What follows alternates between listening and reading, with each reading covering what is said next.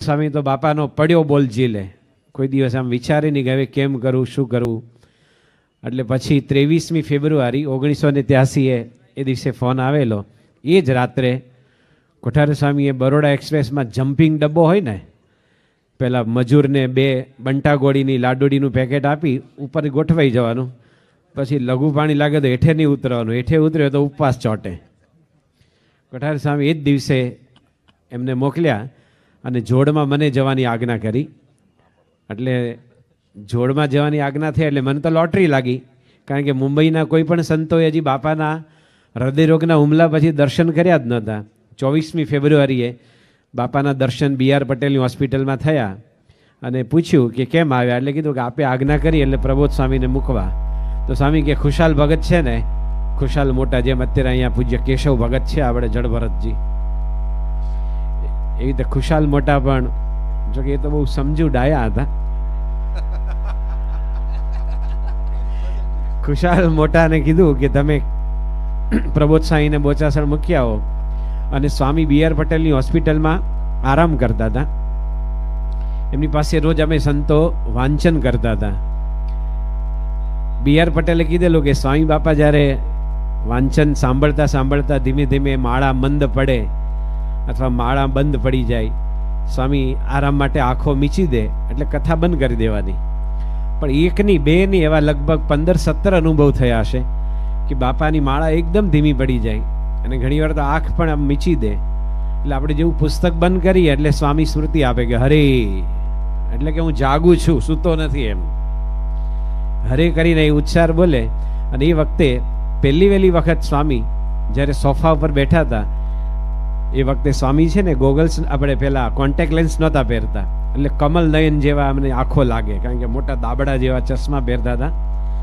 એટલે સ્વામી બાપા પાસે પહેલી વખત એક પ્રોગ્રામ કર્યો કે 81માં સાધુ સમાજના અધિવેશનમાં એક સાધુએ પેટ ફૂલાવેલું, સ્વામિનારાયણ હવા ભર દે એમ કરીને આમ પેટને હવા ભરી, પછી બીજી વાર કે હવા ભર દે સ્વામિનારાયણ હવા ભર દે, એટલે વળી પાછું આમ ટાઈટ કરે. એમ 3 વખત એને હવા ભર દે કરી. પછી એનું પેટ રીતસરનું આમ તગારું હોય ને, ઊંધું તગારું મૂક્યું હોય, એના ઉપર હરિનારાયણજી ઊભા રહેલા.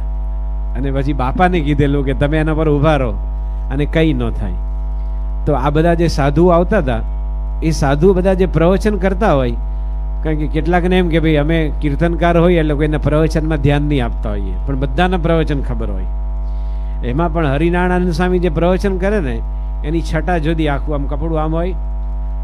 ये जो गौ सेवा का जो व्रत चलता है, जो गाय माता है, हिंदुस्तान की संस्कृति जुड़ी हुई है, और गाय माता नहीं होगी तो हिंदुस्तान में कृष्ण भगवान को भूलना अशक्य है, उस तरह गाय को भी भूलना अशक्य है. तो क्या करना चाहिए कि उसकी कत्ल नहीं करना चाहिए, उसकी सेवा संभावना करना. हमने इंदिरा को भी बात कहा था कि ये जो कत्ल खाना चलता है उसको बंद करो. આવી રીતે હરિનારાયણજી પ્રવચન કરતા હોય અને બધા એકબીજાના સાધુ એટલા પ્રવચનના બધા પ્રવચન પટુ, એટલા સરસ પ્રવચન કરે. એના સમયની બહાર જાય એટલે હરિનારાયણ સ્વામી હતા ને, એ રીતસરનું એનું ગાતર્યું ખેંચે. જે સાધુ હોય ને મહામંડલેશ્વર, એને આમ હાથ પકડે એમ બેસાડે કે તારો સમય પૂરો થઈ ગયો છે, પણ કોઈ અટકે નહીં. એટલે સ્વામી જેવા સોફા પર બેઠા એટલે મેં પણ હવા ભર દે કરી આમ 3 વખત પેટ ફૂલાયું. અને સ્વામી એટલું બધું આમ ખડખડાટ હસતા હતા. એ જ વખતે BR પટેલ બાપાની રૂમમાં એડમિટ થયા, એટલે કે આમ સ્વામીની તબિયત જોવા આવ્યા. અને પછી બહુ ખુશ થઈ ગયા કે તમે આવી રીતે સ્વામીજીને બધા ખુશખુશાલ હસતા રમતા રાખો તો એમની તબિયત સારી થઈ જશે. અને પછી બાપા રોજ જ્યારે હોસ્પિટલમાંથી છુટ્ટી આપી, પણ જો સ્વામી આ હરિભક્તો અડધી રાત્રે પણ જે દર્શન કરવા આવે છે, એમની બાપા સેવા સંભાવના કેવી કરે છે. ડૉક્ટર યોગીન દવે મુંબઈથી આવેલા, આનંદ સ્વરૂપ સાહેબના મોટા ભાઈ, અને ડૉક્ટર સંજય પટેલ BRના જ ભત્રીજા થાય. એટલે બાપા એને પૂછ્યું કે તમે એકાએક કેમ આવ્યા? તો કે સ્વામી સગાવાલા બીમાર પડે તો અમે તબિયત જોવા જવું પડે, તમે તો અમારા જીવના સગા છો. સ્વામી કે કેવી રીતે આવ્યા? તો કે ટ્રેનમાં. સ્વામી કે બુકિંગ હતું? તો કે ના બાપા બુકિંગ નહોતું, પણ જમ્પિંગમાં ચડી ગયા. સ્વામી કે આજે કેવી રીતે જશો પાછા? તો કે જેવી રીતે આવ્યા એવી રીતે જમ્પિંગમાં. આ સવારે 9 વાગે બાપા એની જોડે વાતચીત કરી, અને સાંજે લોકો જ્યારે રજા લેવા આવ્યા ત્યારે બાપાએ બંનેની કન્ફર્મ ટિકિટ એના હાથમાં આપી. જો હૃદય રોગનો હુમલો છે, આ કોઈ શરદી, તાવ, ઉધરસ કે માથું દુખવું એવું કંઈ નથી, મોટો રોગ કહેવાય. છતાં પણ પોતાના શિષ્યોની પણ આવી સંભાવના કરતા હતા.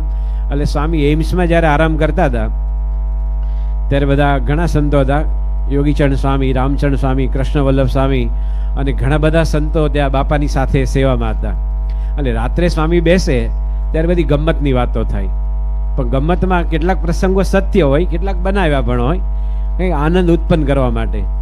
તો બધા સંતો બધા અહીંયા બિરાજમાન છે, તો ખાસ કરીને આપણે પણ કેટલીક વાર છબરડા વાળીએ કંઈક બોલવા ચાલવામાં, અથવા કંઈક ખ્યાલ ન રહે, અને એનાથી જે હાસ્ય ઉત્પન્ન થાય, તો એ બધી વાતો કરતા હતા.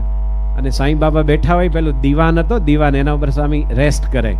વિવેક સાગર સ્વામી હોય, બધા સંતો આમ ટોળે વળીને બેઠા હોય, અને સ્વામી એટલા બધા ખડખડાટ હશે, ઉનાળાનો સમય હતો એટલે ઓપન ટુ સ્કાય બેઠા હોય, એટલે પવન સાંજે સરસ ચાલતો હોય. એ વખતે કેટલાક સત્ય પ્રસંગો કે અમે લોકો જ્યારે સાંગલી ગયેલા, અને એ વખતે સાંગલીમાં ગોપાલભાઈ અને ચંપકભાઈ બે હરિભક્તો, જેને બાપા કાળી ધોળી ટોપી કે, એક કાળી ટોપી પહેરે છે, બીજા ધોળી ટોપી.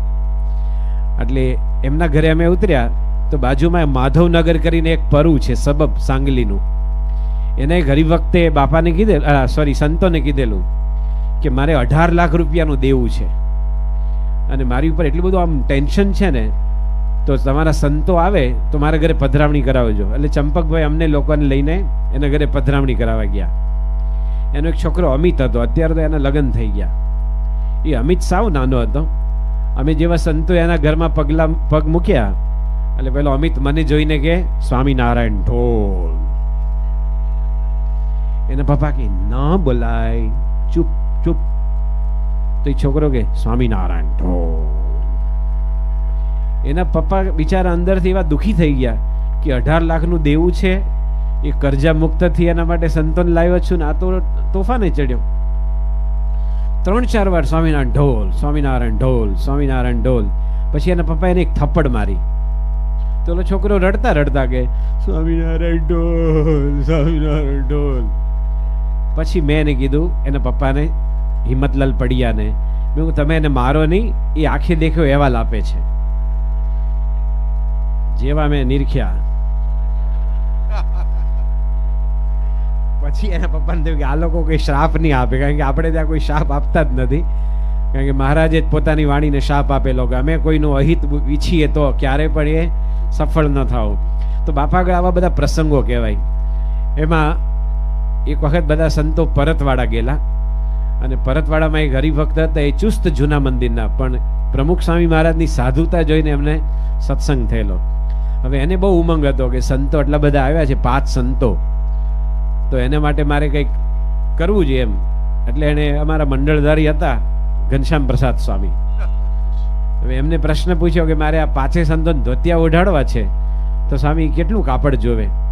ઘનશ્યામ સાહેબ મૂળ તો ભંડારી ગણાય, એટલે એમને છે ને અંદર બધું પ્લગ જેમ શોર્ટ સર્કિટ થાય ને, કારણ કે રસોડામાં તો 1000 કિલો ઘઉં આવ્યા, અને 500 કિલો ખાંડ આવી, 200 કિલો ગોળ આવ્યો, આવું બધું જથ્થાબંધ આવતું હોય. એટલે ઘનશ્યામ સાંઈ કોઈ પણ વાત શરૂ કરે ને, પહેલા એ આવે, પછી એમ વાક્ય આવે. એ તમે ઘનશ્યામ સાંઈ કે એક સાધુને આમ લગભગ એક સાધુને 4.5 કિલોમીટર ગણો કે, પેલો ભડક્યો, કારણ કે વાણિયા હતા. એક સાધુને 4.5, તો 5 ને 5 ચોક 20 ને 22.5 કિલોમીટર માદરપાટ જેવું કાપડ, અટલાદરાથી ચાણસદ જઈને પાછા આવા એવું કાપડ, એ નાના ગામમાં શોધવું ક્યાંથી? એટલે પહેલા એકદમ મૂંઝાણા. એટલે અમે બધા સંતો હતા ને, એને ઘનશ્યામ સાહેબ આંગળી મારી ગઈ, કિલોમીટર ના બોલો, મીટર બોલો, કારણ કે ઓલું રસોડાનું કિલો અને કાપડનું મીટર, એનું બે ભેગું થતું હતું એમ. આ બધા પ્રસંગો કહેવાય. એમાં ત્રિભા કાકા છે ને તે હાજર હોય, અને ત્રિભા કાકાનું હસવાનું બહુ જુદું હતું, એકદમ સાવ જુદું. સામાન્ય રીતે આપણે બધા જે હસતા હોઈએ છીએ એમાં બધાના ઘણા બધા પ્રકાર હોય છે. કેટલાક એકદમ રેશનમાં લીધું હોય ને, આમ લિમિટેડ એટલું જ હશે, એમ ગમે તેવો સારો જોક કે ને એટલું જ. એમ કોકનું આમ લાફિંગ એટલે ખડખડાટ. આપણા વિજયભાઈ અમેરિકા વાળા વિટી સ્વામી આમ 3-4 ફૂદડી ફરી જાય, અને જે હશે એનું હસવાનું જુદું. કેટલાક હશે તો આમ જાણે આમ ઠુમકું મૂકે, એટલું જ કરે એમ. કેટલાકને એકદમ સાયલન્સર હોય એમ, એમાં અવાજ જ નહીં એમ.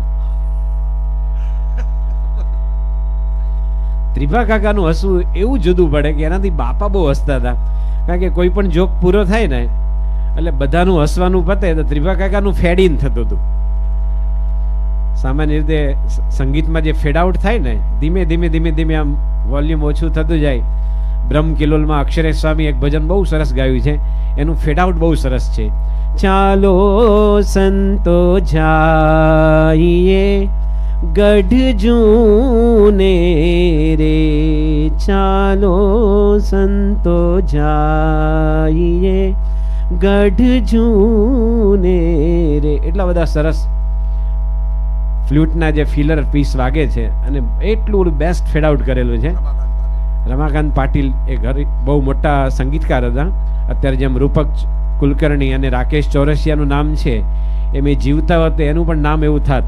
એ રમાકાંત ફ્લૂટ વગાડતા હતા તો એને ફેડ આઉટ કહેવાય. તો ત્રિભા કાકાનું હસવાનું ફેડ ઇન હતું. બધાનું હસવાનું પતે ને એટલે કહેતા કહેતા અંદર એન્ટર થાય એમ. એટલે એમનું હસવું સાંભળીને બાપા હશે, બાપાને હસતા જોઈને સંતો હશે. અને બધા જે આનંદ વિનોદ થતા હતા, ઘણા બધા પ્રસંગો બાપા પાસે બધા રજૂ થતા હોય અને આ બધી આનંદ કિલ્લોલની ગમ્મતની બધી વાતો થતી હોય, એમાં અમુક વખત તો સાવ નાના સાવ સાદા આપણે જે કહે ને કે ચોથા ધોરણ બ્રાન્ડ એવા પણ નાના જોક પણ સ્વામી પાસે કહેવાય. પણ જોવાનું એ છે કે હૃદય રોગનો હુમલો સ્વામીજીને આવ્યો છે, તબિયત જોવા સંતો આવે છે, પણ જ્યારે કોઈ પણ સામાન્ય નિયમ એવો છે કે દર્દીને આપણે મળવા જઈએ, એ આપણે હસતા હસતા જવાબ આપે ને તો સામેના માણસને એવું થાય કે ના જલ્દી રિકવરી જલ્દી થશે. એમ સ્વામીને બધા તબિયત જોવા જાય છે અને સ્વામી બધાની વચ્ચે એકદમ ખડખડાટ પ્રસન્ન મુદ્રામાં હોય અને જે હાસ્ય વિનોદ થતો હતો એની બધી ખૂબ મજા આવતી હતી. એમાં એક બે તો બધા સાવ બધા સાદા સરદારજીના જોક. એક સરદારજીએ એક વાટકી ભરીને દહીં લીધું અને સાગરમાં નાખ્યું, સમુદ્રમાં, અને પછી વલોણી હતી ને વલોવા માંડ્યો. એટલે બીજો સરદારજી કે અબે ઓ ઉલ્લू के पट्टे तू क्या करता है? तक लस्सी बनाता हूँ के. સાગરની અંદર એક વાટકી દહીં નાખી અને ચર્નિંગ કરતો હતો. તો બીજો સરદારજી કે અબે તું ક્યાં કરતા है? तो मैं लस्सी बनाता हूँ. तो पहलो सरदारजी के हाँ लोग हमको मूर्ख कहते हैं और इतनी लस्सी तेरा बाप पिएगा क्या? આ બધા નાના પણ ડોક્ટર સામે એક વખત 85માં અમને એવું કીધેલું કે કૃષ્ણપ્રિય આમ બોલાયેલા. પછી કે સરદારજી નો કેવું, એક ભાઈ હતા એમ કેવું કે ભાઈમાં કોઈને રસ ન પડે. જેના જે બનતા હોય જોક આ બાજુ ઉત્તર સરદારજીના આપણે કાઠિયાવાડ બાપુના જોક ચાલતા હોય, બાકી એક ભાઈ હોય કોઈ ઈશ્વરભાઈ કોંતીભાઈ એમાં કોણ રસ પડે. એટલે પછી સાદા જે જોક કહેવાતા હોય એમાં સાવ નાનો એક કે બે સરદારજીને ચર્ચા થઈ કે આ જમ્બો જેટ પ્લેન છે ને 62 ફૂટની હાઈટ છે અને આટલું મોટું પ્લેનને કલર ક્યારે કરતા હશે? એક સરદારજીએ બીજા સરદારજીને પ્રશ્ન પૂછ્યો કે 62 ફૂટની હાઈટ છે, એને બહાર બાંબુ બાંધવાના, વળી પાછા કલરના ડબ્બા જોવે, પેન્ટર જોવે, બ્રશિસ જોવે, તો કલર કરતા હશે ક્યારે? અને જે પ્લેનની કિંમત 1800 કરોડ રૂપિયા હોય એ જમીન ઉપર 3 દિવસ રાખો તો ગવર્મેન્ટને ડેમરેજ ચડે. એટલે એને કલર ક્યારે કરે મને બહુ આશ્ચર્ય છે. तो बीजो सरदार जी के उसमें कोई बड़ी बात नहीं है. ये जो जंबो जेट है ना, वो जब टेक ऑफ करता है आकाश में ऊपर चढ़ जाता है ना और एकदम ऊपर जाता है 35,000 फुट की हाइट पर, एकदम छोटा हो जाता है, तुरंत कलर कर देता है. एकदम छोटा तुरंत कलर कर देता है. આ બધા નાના જોકો ને આનંદ ને ગમ્મત ને વિનોદ ને બધું થતું હોય અને બાપા બધા બેઠા હોય, પછી છેલ્લે ચેષ્ટા બોલાય. એવો ઘણો સમય સુધી સ્વામીજી લાભ આપતા હતા. એમાં એક બે વસ્તુ ખાસ તો યાદગાર એટલે રહી કે આપણે જ્યારે દર્શન એમના થશે ને આ બધા બાપાના જ પ્રસંગો છે, ખાસ તો એ જે સ્મૃતિ આપતા હતા એમાં એક સ્મૃતિ એવી અવિસ્મરણીય છે કે ક્યારેય ભૂલાય નહીં એવી. કારણ કે એ જોક છે ને સ્વામીને આમ તો બાપાને છે ને હરિકૃષ્ણ મહારાજ અને પોતાના ગુરુની કૃપા સિવાય એમને કંઈ ખપતું નથી. એ પોતે નિરપેક્ષ એવા પરબ્રહ્મ પરમાત્મા હરિકૃષ્ણ ભગવાનના અખંડ ધારક ગુણાતીત સંત છે. એમની પસંદગી આપણે જે માનીએ છીએ એવી કંઈ હોતી નથી. એમને ભગવાન સિવાય કશું જ ગમતું નથી. પણ એક જોક છે ને એમાં સ્વામી સુખ બહુ આપતા હતા. અને ઘણીવાર એવું છે કે એકનો એક જોક ચોથી વાર ગયો ને તો સામે જે ઓલો સાંભળનારો આમ કરે કે મને ખબર છે હું જોણું, અને જે જોણતો હોય એની સામે કેવો બહુ અઘરો પડે. પણ સ્વામી દર વખતે જે આપણા નંદ સંતો એક શબ્દ લખ્યો છે પદોમાં કે રસિયા બાલમ. રસિયા બાલમ એટલે પોતાના ભક્તને, કોઈ પણ બાળક, યુવક, વડીલ, વૃદ્ધ, સંત, ગ્રહસ્થ કોઈ પણ હોય, એને કયા સમયે કેવી રીતે સ્મૃતિ આપવી એ મોટા પુરુષની એની આગવી એક વિશેષતા છે. આ કોઈ શીખે તો ન આવડે. બહારના કોઈ ગમે તેવા ગુરુ હોય, કથાકાર હોય, મહામંડલેશ્વર હોય, પણ રસિયા બાલમ છે ને ભગવાનને સંતને માટે શબ્દ વપરાય છે. તો એક જોક છે ને સ્વામી પાસે ઘણી વાર કીધેલો કે એવી એક ટ્રેન હતી. અત્યારે આપણે શિયાળામાં બેઠા છીએ તો એ ટ્રેન છે ને એનું નામ the palace on the wheels. અત્યારે રેલવે, ભારતીય રેલવે બંધ કરી દીધી છે કારણ કે નહોતી ચાલી. બાકી આજથી 5-7 વર્ષ પહેલા બહુ જ સરસ ચાલતી હતી. એમાં જે ટ્રેનના ડબ્બા હોય ને એ બધા રેગ્યુલર ડબ્બા નહોતા. બધા ત્રાવણકોર મહારાજા, મૈસૂર મહારાજા, હૈદરાબાદના નવાબ, ભોપાલના નવાબ, પછી વડોદરા ગાયકવાડ, એ બધાનો જે રોયલ સલૂન હોય ને, રાજા મહારાજા પોતે ફરે એ કે ચાલુ થર્ડ ક્લાસ જે શશી થરૂરના તબેલા ક્લાસમાં ન ફરે. એ લોકોનો તો એકદમ એક્સ્ટ્રા ઓર્ડિનરી ડબ્બો હોય. એ બધી બોગીસ છે ને એ ઇન્ડિયન રેલવેઝ લીધી ઓક્શનમાં. પછી એને બધી શણગારીને સરસ મજાનું અંદર બધું ડેકોરેશન કરી એ ટ્રેનનું નામ હતું the palace on the wheels. દિલ્હીથી શરૂ થાય એટલે જયપુર, ઉદયપુર, પછી મેવાડ, પછી આમેર, આ બધા જે કિલ્લા છે બધા એકદમ ઐતિહાસિક, એ બધું જોતા જોતા છેલ્લે અમદાવાદ આવે.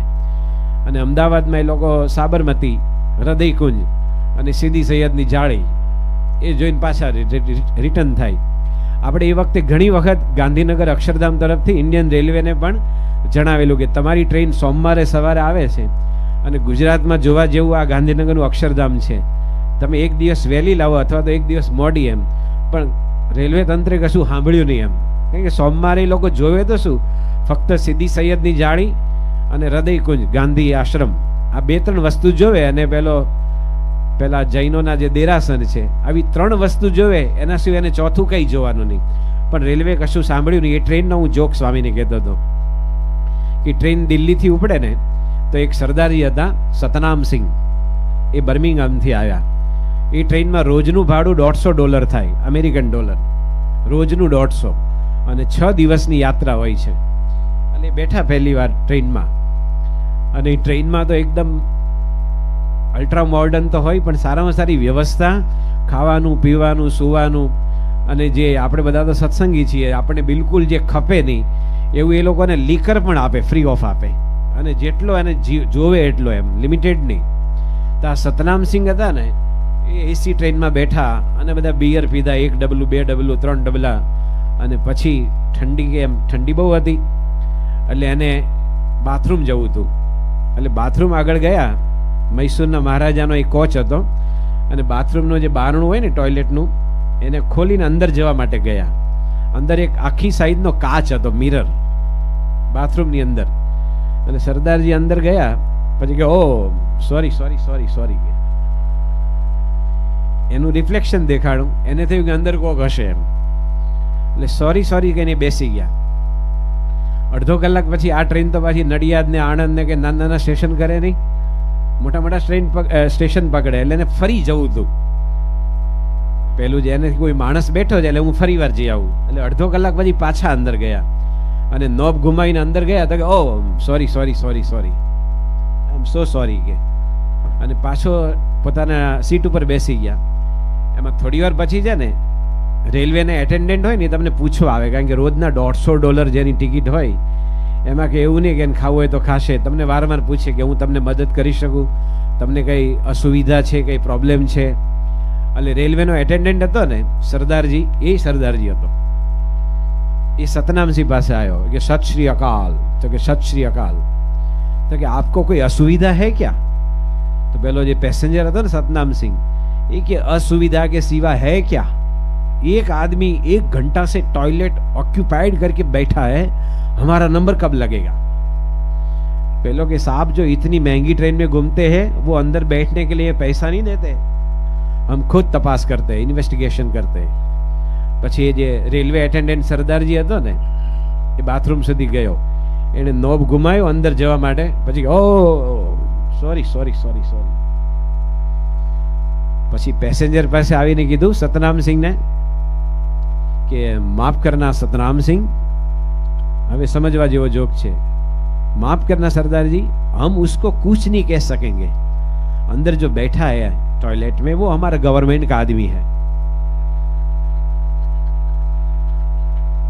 वो हमारा गवर्नमेंट का आदमी है, उसको हम कुछ नहीं कह सकेंगे. आ ઓછામાં જો મેં 7-8 વાર કીધું હશે 45 દાડામાં, પણ કારણ કે ઓડિયન્સ અમારા સંતો અલગ અલગ આવી ગયા હોય એટલે કેટલીક વાર તો એકનો એક વારંવાર કીધો હોય, તો એનું જ્યારે સુખદ જે સ્મરણ છે એ પછીની વાત છે. આજે 31મી ડિસેમ્બર છે. આમાં જૂના સંતોને યાદ છે કે 1995માં અમૃત મહોત્સવ પૂરો થયો, રાત્રે 12 વાગે આપણે ભવ્ય નગર યાત્રા આખા મેદાનમાં કાઢેલી. અમૃત મહોત્સવના ફંક્શન વખતે 31મી ડિસેમ્બરે છેલ્લી રાત હતી અને રાત્રે આપણે બધાએ ભવ્ય જબરજસ્ત મોટી નગર યાત્રા નીકળેલી અને બધા સંતો બધા ખુશખુશાલ મૂડમાં હતા, કારણ કે મુંબઈ જેવા મહાનગરમાં બાપાનો અમૃત મહોત્સવ આટલો ધામધૂમથી આપણે બધું બહુ જ રોજ જોતા હોઈએ છીએ, આપણે ખબર નથી હોતી, પણ ઉત્તર પ્રદેશમાં, ઉજ્જૈનમાં, મધ્યપ્રદેશમાં ઘણી જગ્યાએ એક નાનું પંડાલ હોય, નાનું ફંક્શન હોય, એમાં કોઈક વાર શોર્ટ સર્કિટ થાય છે, કોઈક વાર દોડધામ થતી હોય છે, અમુક વાર કોકને કોક એવી કંઈક દુર્ઘટના બનતી હોય છે કે 5, 50, 100, 150 માણસ તો ત્યાં મરી જતા હોય છે. આપણે આટલા મોટા મોટા 81નો ઉત્સવ, 85નો ઉત્સવ, યોગી શતાબ્દી, અમૃત મહોત્સવ, સંસ્થા શતાબ્દી મહોત્સવ, આજનો ઉત્સવ પણ આપણે જે સંખ્યાની દ્રષ્ટિએ જુઓ તો આમાંનો કશું જ નથી થતું, કોઈની નાખોની પણ ફૂટતી નથી. એ આપણા ગુણાતીત ગુરુનો પ્રભાવ કહેવાય. તો એ જે અમૃત મહોત્સવનું રાત્રે 12 વાગે જુલુસ, ભવ્ય શોભાયાત્રા નીકળી મેદાનમાં, પછી સ્વામી બરાબર 4 જાન્યુઆરી 1996 બાપા ગુજરાત એરવેઝના પ્રમુખ 2 દ્વારા મુંબઈથી જલગાંવ પધાર્યા અને જલગાંવમાં સ્વામી જે ઉતરેલા એ ચંપકલાલ સુરતવાલા હતા, એક હરિભક્ત, અને બધા સંતો ભેગા હતા, બાપાના સ્ટાફના તો બધા સંતો, પણ સાથે આ શ્રુતિ પ્રકાશ સ્વામી, ભદ્રેશ સ્વામી, અક્ષરેશ સ્વામી, રાહુલ સ્વામી, પ્રેમવદન સ્વામી, આ બધા જ સંતો અમે બધા ભેગા હતા. તો બાપાનું જે સ્વાગત થતું હતું એ એટલી નાની જગ્યા હતી કે ચંપકભાઈની જે 2 ગાડી હોય ને, મારુતિ ફ્રન્ટી જેવી, એ આમ ઊભી રહે ને એવી નાનકડા ગેરેજમાં સ્વામીનું સ્વાગત થતું હતું. અને એ વખતે વિવેક સાગર સ્વામીએ એમ કીધેલું કે અમૃત મહોત્સવ જેવો આવી મોટી મહત્વની ઘટના પછી સ્વામીનું સૌથી પ્રથમ જો સ્ટેશન હોય તો જલગાંવ છે, ખાનદેશ છે. એવી રીતે ત્યાં વાત કરેલી અને ખૂબ બધા હરિભક્તો ખૂબ ખૂબ રાજી હતા. અને પછી બાપા 2 દિવસ ત્યાં રોકાયા, જવાહરલાલ નહેરુ સભાગૃહમાં સભા થયેલી. એમાં એક હું મરાઠી અભંગ ગાતો હતો, સ્મૃતિ છે. એમાં જ્ઞાનપ્રિય સ્વામી બાપાને કંઈક પૂછવા ગયા, ભજન હતું તુકારામનું કે મને ભગવાન અને સંત મળ્યા તો આજનો દિવસ મારા માટે સોનાનો દિવસ છે. પાવલો પાવલો પંઢરી વૈકુંઠ ભુવન, પાવલો પંઢરી વૈકુંઠ ભુવન, ધન્ય અજીદીન સોની આચા, પાવલો પંઢરી. આવું અભંગ ગાતો હતો. અને જ્ઞાનપ્રિય સાંઈ કંઈક પૂછવા ગયા તો સ્વામી તો કાગળ લખવા મશગુલ હતા, પણ સ્વામી ક્યાં આ શું ક્યારનો પાવલો પાવલો કરે છે? કારણ કે ગુજરાતી ભાષામાં પાવલો એટલે રૂપિયાનો 4થો ભાગ થાય, તો હા પાવલી એમ. તો સ્વામી ક્યાં પાવલો પાવલો શું કરે? એટલે કીધું પાવલો એટલે પ્રાપ્ત થયું. અને પછી 2 સભા ત્યાં થઈ અને પછી બાપા રાત્રે આરામમાં જતા હતા ત્યારે બધા સંતોને, સંગીતવાળા સંતોને કીધું કે કાલે છે ને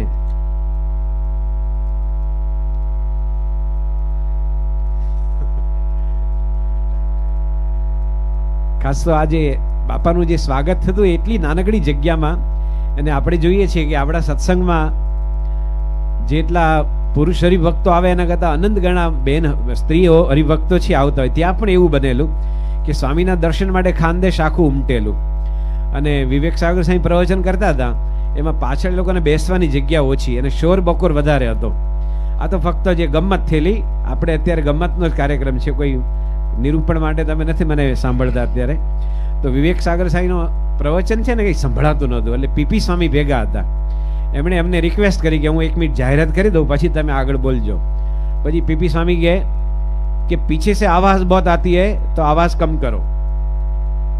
અમે બધા બાપાની આજુબાજુ હતા, કારણ કે એટલી નાનકડી જગ્યા, આ બાપાનો સોફો, અહીંયા વિવેક સાગર સાંઈ પ્રવચન કરતા હતા, સંતો અહીંયા ટોળે વળીને ઊભા હતા. એટલે મેં પણ, કારણ કે બાપાએ વર્ષો પહેલા આવો મુંબઈમાં શ્લેષ કરેલો, મને કે તમે લોટે જતા કે નહીં? એમ બાપા કે લોટે જતા? મેં ના, હું કોઈ દી લોટે ગયો નથી એમ. એટલે આમ લોટે એટલે ભિક્ષા માગવા જવું એમ. તો સ્વામી કે એમ કોઈ દી લોટે ગયા જ નથી એમ. એમણે લોટે એટલે આ જંગલે જે સવારે આપણે જઈએ ને એ રીતે શ્લેષ કરેલો. એટલે પીપી સ્વામી એવું કીધું કે પીછે સે આવાજ બહુત આતી હે તો આવાજ કમ કરો. એટલે હું બાજુમાં ઊભો હતો, મેં આ તો ચંપકભાઈ સુરતવાલા છે ને કઠોળના મોટા વેપારી છે, માટે અવાજ આવશે. એ બધી હસી મજાક થતી હતી આવી બધી.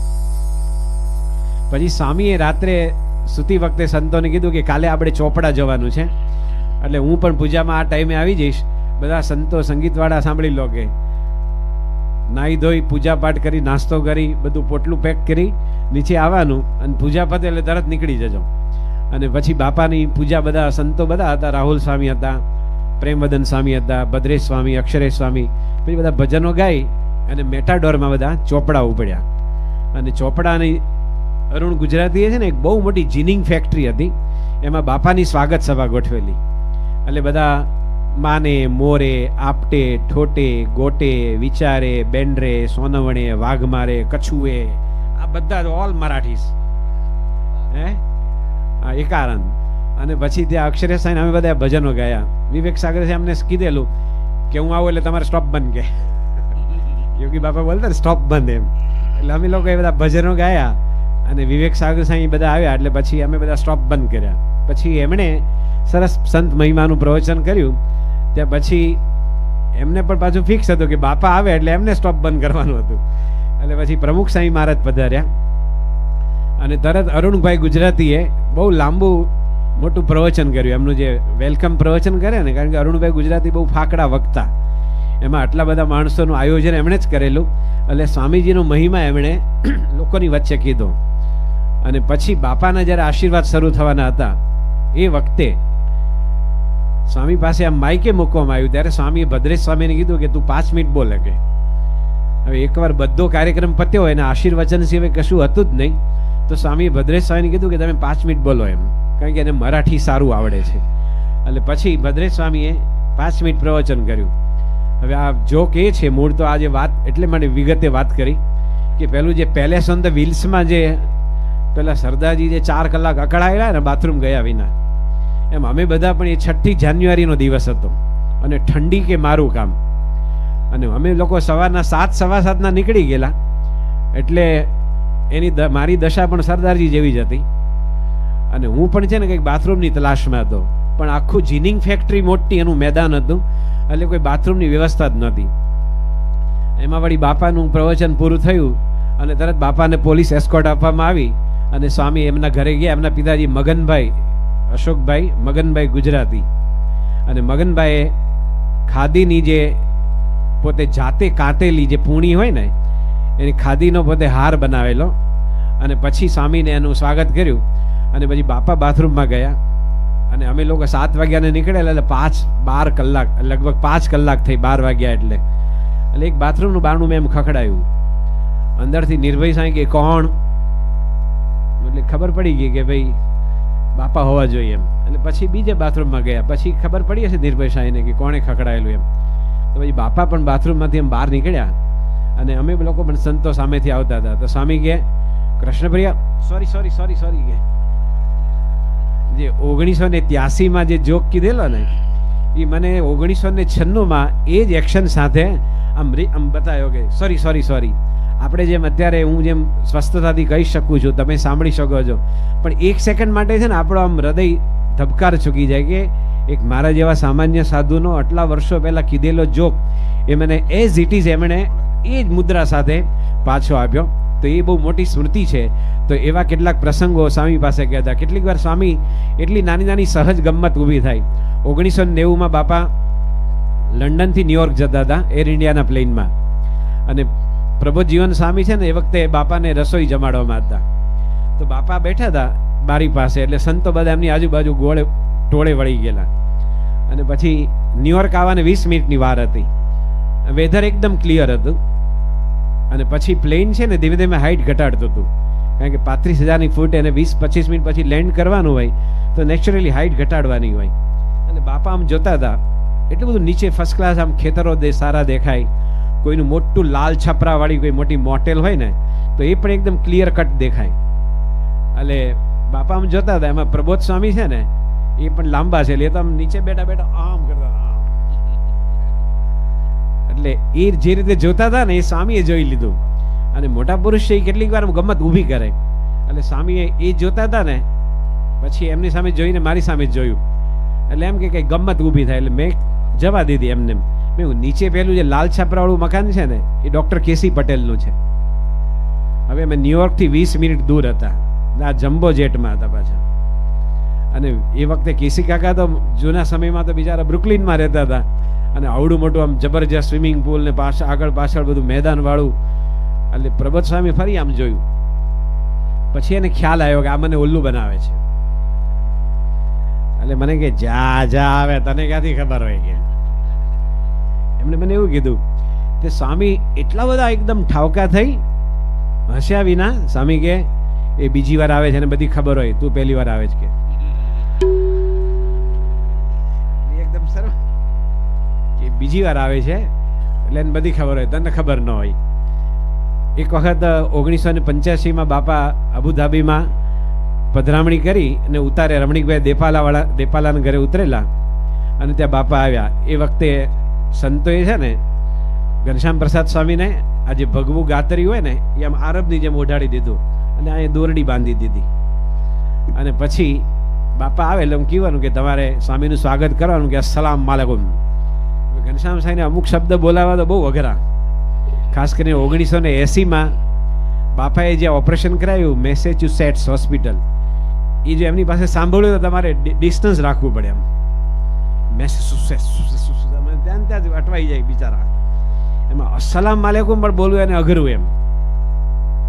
એટલે પછી બાપા આવ્યા એટલે એમણે કીધું કે સલામ વાલેકુમ એમ. પછી સ્વામીએ યોગીચરણે કીધું કે આરબ શેખ આવ્યા છે કે ફોટો પાડો એમ. એટલે એમ ફોટો પાડવા જતા હતા. તો મને બાપા કે આમનો પરિચય તો આપો કે શેખનો. હવે આ શેખ તો તમારા જૂના જાણીતા છે, એમાં મારે શું પરિચય આપવાનો હોય. કે શેખનું નામ શું? એટલે મેં એનું જૂનું નામ ને એના પપ્પાનું નામ એ બધું યાદ કરીને એક નવું નામ જવા દીધું, શેખ ખોડેઉદ્દીન બિન શંબુલ્લા. એ વખતે બધા થોડા ઘણા સ્મૃતિના બધા ફોટા ખેંચ્યા. તો એવી બધી સાદી સાદી ગમત થતી હોય. એક પ્રસંગ એવો બનેલો કે આપણે યાદ રહે, કારણ કે ભલે આનંદ વિનોદનો છે પણ એની પાછળ પણ સરસ મજાની સ્મૃતિ રહેલી છે.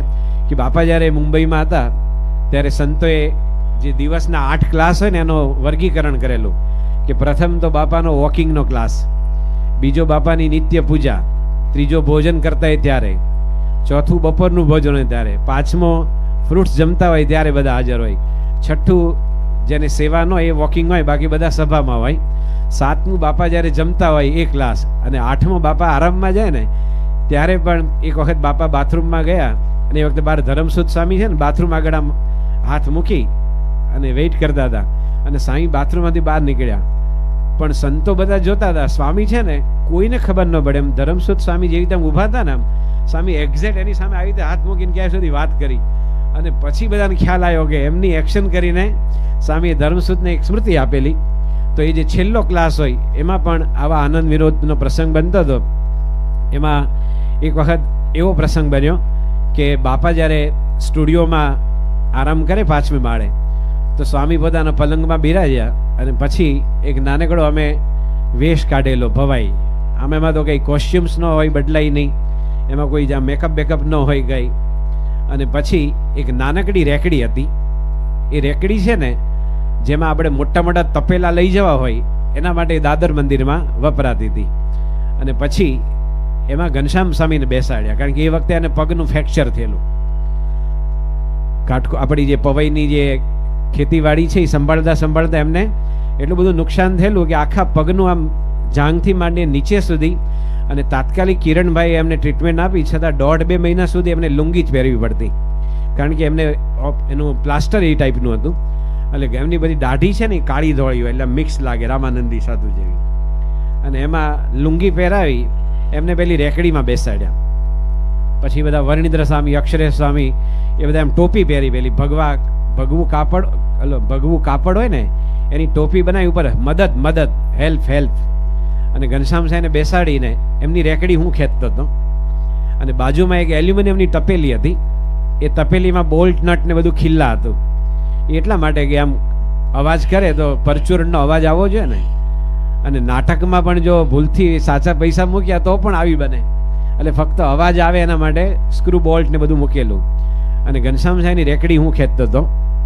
એમાં એમને 2-4 વસ્તુ શીખવાડેલી કે એકવાર આમ રાઉન્ડ મારશું એમ, રઘુપતિ રાઘવ રાજા રામ એ ધૂન બોલતા બોલતા, અને પછી એમને શીખવાડ્યું કે આવી રીતે આંગળા કરી દેવાના તમારે. બહાર લોકો માગતા હોય છે ને લેપ્રેસી કેટલાક આમ માગવાનું એમ, અને 2-4 ડાયલોગ શીખવાડ્યા કે એક વખત 2 રાઉન્ડ પતે પછી સ્વામી પાસે જઈએ એટલે એમ કહેવાનું કે સ્વામીજી મહારાજ કુછ મદદ કીજીએ. ભાઈ ઘનશ્યામ સાહેબ કીધું કે બાબા બોલવાનું. બહારના લોકો મુંબઈમાં છે ને બાબા બહુ બોલે આપણને જોઈને, આપણે ગુજરાતીમાં તો કોઈ બાબુ બોલતા જ નથી. ત્યાં તો મહારાષ્ટ્રમાં તો બાબા બોલે એટલે બહુ મોટો રિસ્પેક્ટ આપ્યો ગણાય. એટલે કીધું કે સ્વામી પાસે જઈને એમ કહેવાનું કે બાબાજી કુછ દાન દીજીએ. એટલે ઘનશ્યામ સાહેબ રેકડી બાપા પાસે આવી તો પછી એમણે કીધું કે સ્વામીજી કુછ દે દો, કે એ પાછું દાન દીજીએ ન બોલી શકે એમ, દે દો એમ. એટલે પછી બીજો રાઉન્ડ શરૂ થયો. પછી એમ શીખવાડેલું કે બાપા પાસે ફરીવાર રેકડી ઊભી રહે ત્યારે એવું કહેવાનું કે સ્વામીજી મહારાજ कुछ रोटी दीजिए, कुछ दान दीजिए, ये मेरा लड़का है, उन्होंने 1 महीना से कुछ खाया नहीं है. એનો લડકો એટલે હું રેકડી ખેંચનારો. અને આવું કહીને, કારણ કે આ લોકોને બધી અલગ અલગ જે એના જે શબ્દો હોય છે, બોલાતા શબ્દો, એ બધું શીખવાડેલું.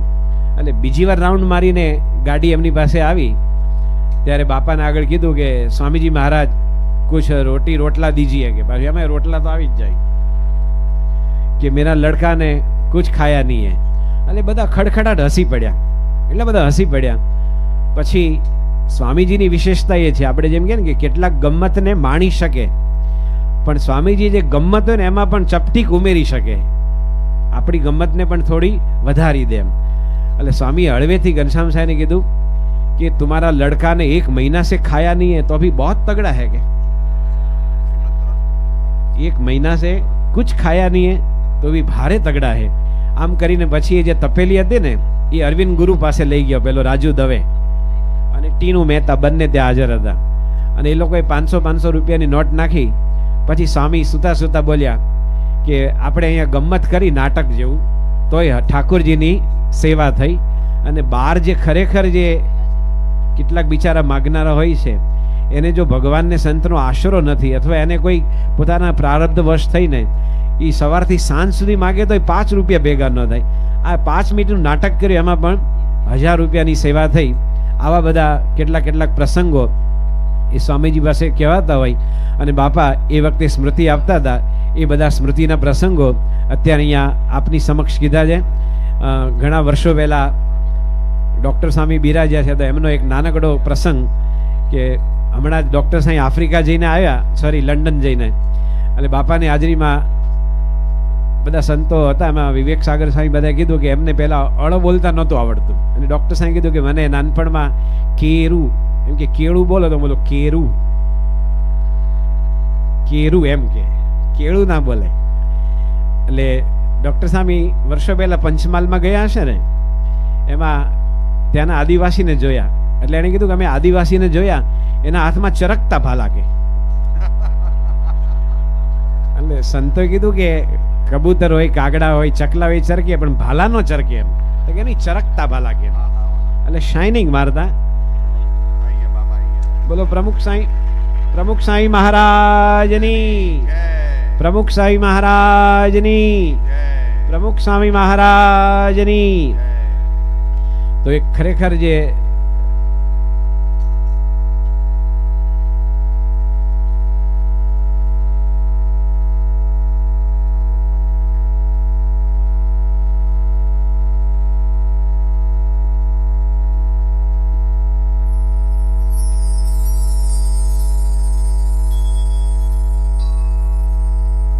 જે આવો જ જે પ્રસંગ બનેલો એ બધાને ખૂબ યાદ આવ્યો કે ડૉક્ટર સ્વામી જ્યારે 1982માં લંડનમાં હતા એ વખતે એક યુવક છે ને એમની પાસે વર્તમાન ધરાવવા આવ્યો.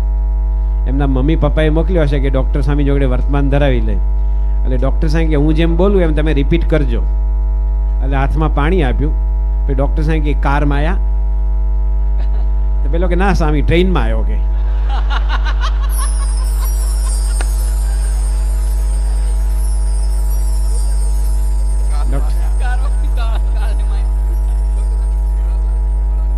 ડૉક્ટર સાહેબ કારમાં આવ્યા જ બોલેલા, કારમાં આવ્યા તો કે ના સ્વામી ટ્રેનમાં આવ્યો કે. એ પણ એક એમને સ્મૃતિનો પ્રસંગ છે. સ્વામિનારાયણ ભગવાનની